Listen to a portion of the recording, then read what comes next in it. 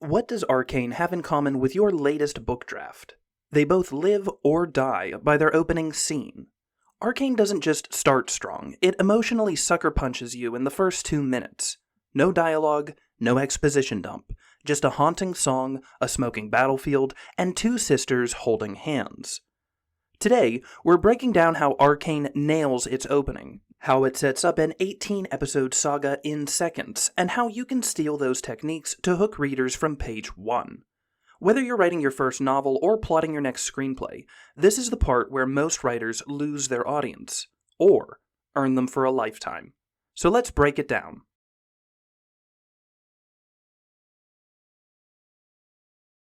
This is going to be a bit of a bummer, but before you can really perfect your opening scene, you need to know how your story ends, or, at the very least, what direction it's going. Now, I know that seems paradoxical and a little like an ironic death loop of sorts, but it's not. It's just called writing. Paradox. The same way your vacation destination determines if you're taking a plane, boat, car, or walking to get there. That's a really bad vacation if you walk there. Anyway, the general structure and end goal of your story will determine how it should start, what characteristics and relationships you want to emphasize early on, and what character motivations you want to show right off the bat. Spoilers incoming. As a very bland explanation, the first season of Arcane ends with Jinx and Vi in opposition to one another, while Season 2 ends with Vi, Powder, and Vander in one sad moment of self-sacrifice for each other. From watching the very first scene, despite nothing being said, we understand that these two girls have one another, that Vi is Powder's guardian, and that Vander has a wicked right jab.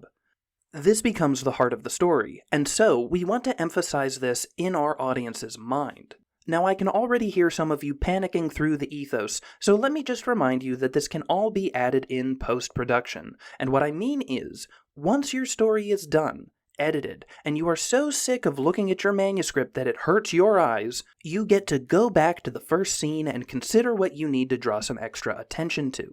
Is it the irony that Vi led Powder blindly through a battlefield to protect her, when ultimately Powder is the one who sacrifices herself for Vi? Is it the sense of family in a hellish war zone that emphasizes the pain of war ripping that same family apart? Or could it be the anger one character feels, which she ultimately compromises on in order to save her home and turn against the person that needed her most? Is it easy? No, but that's because you have to write an entire book first, and then double-check your first scene. Is it necessary? Is it necessary for me to drink my own urine? Probably not. No, but it is the best way to set the table for your audience. A lot of big story players are presented early this way. Emotions are put at stake. Expectations can be set. You aren't going to know everything when you start writing your story, but your audience should get a general idea as to what matters before that first scene is done. But how the tits do we do that?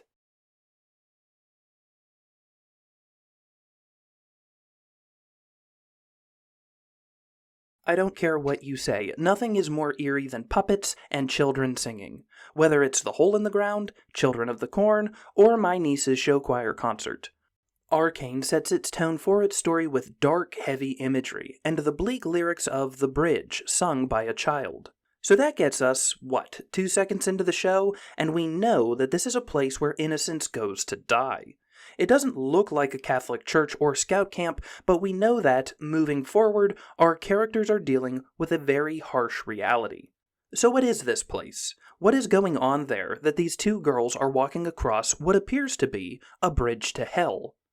An opening scene has the unfair task of needing to hook your audience, which means you have the pleasure of luring them in with unanswered questions and the promise that this will all make sense if you watch for a little bit longer. But why would anyone want to watch for a little bit longer?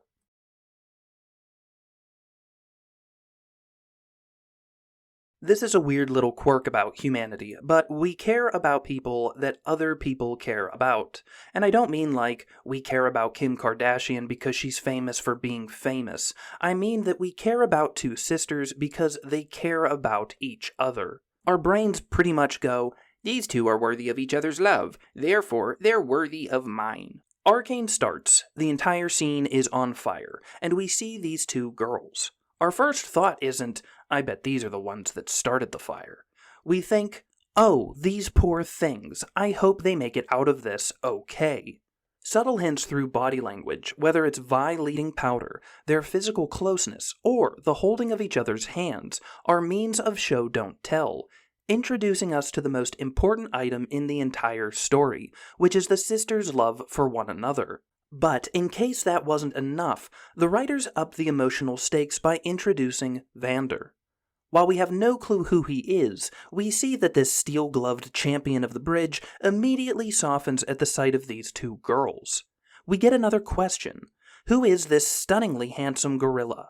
But we also get more proof that Vi and Powder are two kids worth rooting for. That being said, two kids trudging their way out of hell, which I still have no clue how they got there in the first place, isn't enough to begin a story.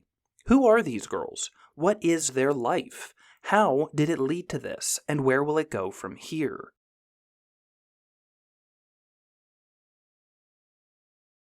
Tying back to our first point and reinforcing my argument that the art of storytelling is a vicious cycle with no clear start or end, we want our first scene to show a glimpse of what our hero wants and needs. But we only get that if we know where the story is going and how it ends. But Andrews, wants and needs take time to hash out, and there needs to be dialogue and all sorts of other... So by the end of the first scene, Vi hasn't even spoken a word, but we understand that she has a need for her relationship with Powder, but she wants revenge against Piltover.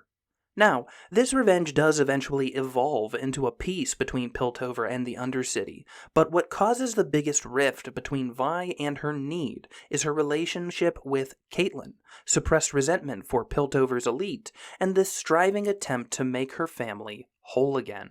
In something ridiculous, I think it's 97 seconds into the show, we get all of this, even if it's only surface level. No words, no crazy bells or whistles, just the basics of great scene writing and a heavy sprinkle of curiosity, emotional investment, and a gentle push in the direction of our central storyline. Just because your opening scene does a lot of the heavy lifting does not mean it needs to be long. In fact, the sooner you can hook your audience and give them a rooting interest, the higher the likelihood of getting them to read your entire story and watch your entire show. If you want to write captivating scenes like the opening of Arcane, I have a scene template and checklist down below that will help you do just that.